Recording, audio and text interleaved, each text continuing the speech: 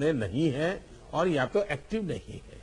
देखिए, टेक्नोलॉजी हमारी बहुत मदद कर रही है।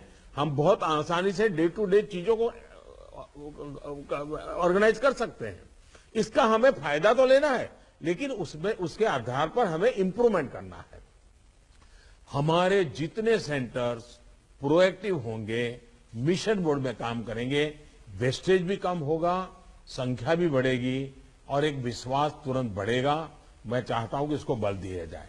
साथ ही एक बात हमें ध्यान रखनी होगी, क्योंकि ये वैक्सीन निरंतर प्रोडक्शन हो रहा है और जितना जल्दी हम इससे बाहर निकले हमें निकलना है, अदरवाइज ये 1 साल 2 साल 3 साल तक खींचता चला जाएगा। एक मुद्दा है वैक्सीन की एक्सपायरी डेट। हमें ध्यान रखना चाहिए कि जो पहले आया है उसका पहले उपयोग हो, जो बाद में आया है उसका बाद में उपयोग हो। अगर जो बाद में आया हुआ हम पहले उपयोग कर लेंगे तो फिर एक्सपायरी डेट और वेस्टेज की स्थिति बन जाएगी। और इसलिए मुझे लगता है कि अवॉइडेबल वेस्टेज से तो हमें बचना ही चाहिए। हमें पता होना चाहिए कि ये लॉट हमारे पास जो है इसकी एक्सपायरी डेट ये है, हम सबसे पहले इसका उपयोग कर लेंगे। ये बहुत जरूरी है।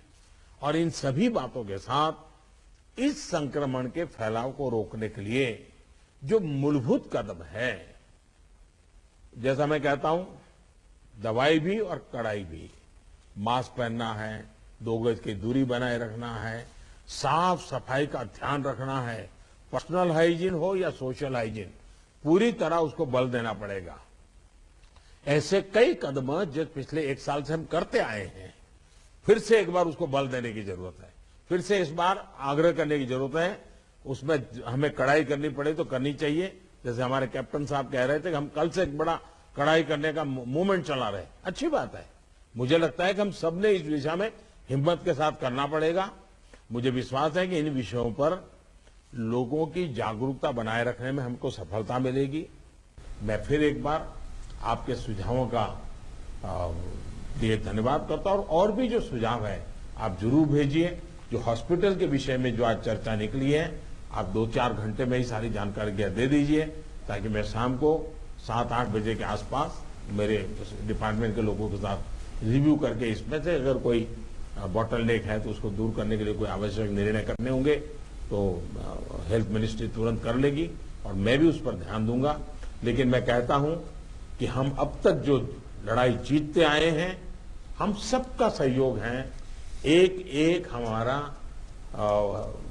कोरोना वॉरियर का सहयोग है, उसके कारण हुआ है। जनता जनार्दन ने भी बहुत कोऑपरेट किया है जी। हमें जनता से जूझना नहीं पड़ा है। हम जो भी बात लेते गए, जनता ने विश्वास किया है, जनता ने साथ दिया है और भारत विजयी हो रहा है 130 करोड़ देशवासियों की जागरूकता के कारण, 130 करोड़ देशवासियों के सहयोग के कारण, 130 करोड़ देशवासियों के कोऑपरेशन के कारण। हमें जितना जनता जनार्दन को इस विषय पर फिर से जोड़ पाए, फिर से विषय को बताएंगे, मुझे पक्का विश्वास है कि जो अभी बदलाव नजर आ रहा है, हम उस बदलाव को फिर से एक बार रोक पाएंगे, फिर से हम नीचे की तरफ ले जाएंगे, ऐसा मेरा पक्का विश्वास है। आप सबने बहुत मेहनत की है, आपके पास इसकी एक एक्सपर्टाइज टीम बन चुकी है। थोड़ा आप डेली 1 बार 2 बार पूछना शुरू कर दीजिए, सप्ताह में 1-2 बार मीटिंग लेना शुरू कर दीजिए, चीजें अपने आप गति पकड़ जाएगी। मैं फिर एक बार बहुत शॉर्ट नोटिस में आप सबको आज की मीटिंग मैंने ऑर्गेनाइज की, लेकिन फिर भी आपने समय निकाला और बहुत विस्तार से अपनी सारी जानकारियां दी। मैं आपका बहुत बहुत आभार व्यक्त करता हूं। धन्यवाद जी। तो प्रधानमंत्री नरेंद्र मोदी को आप सुन रहे थे, जो इस समय बैठक कर रहे हैं देश के मुख्यमंत्रियों के साथ। कोरोना की एक और लहर जो महाराष्ट्र में दस्तक दिए हुए है, कई इलाकों में महाराष्ट्र में कोरोना की दूसरी लहर की खबर है। इसी के मद्देनजर वैक्सीन को लेकर लोगों के अंदर जागरूकता बनाने के लिए ये तमाम राज्यों के मुख्यमंत्रियों के साथ प्रधानमंत्री नरेंद्र मोदी वर्चुअल कॉन्फ्रेंस कर रहे हैं। आप देख रहे थे और सुन रहे थे प्रधानमंत्री नरेंद्र मोदी को।